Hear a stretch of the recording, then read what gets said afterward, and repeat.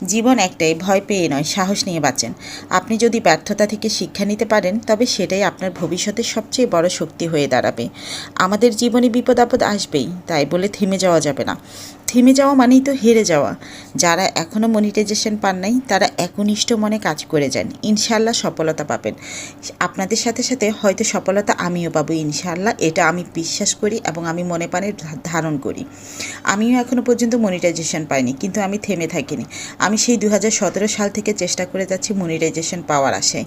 সেই 2017 থেকে আজকে হচ্ছে 2025, এখনও কিন্তু আমি থেমে থাকিনি। এর মধ্যে আমি 4 থেকে 5টা পেজ খুলেছি। এখন আমি এই 5টা পেজ একসাথে পরিচালনা করছি এবং 5টাতে আমি প্রতিনিয়ত ভিডিও দিয়ে যাচ্ছি।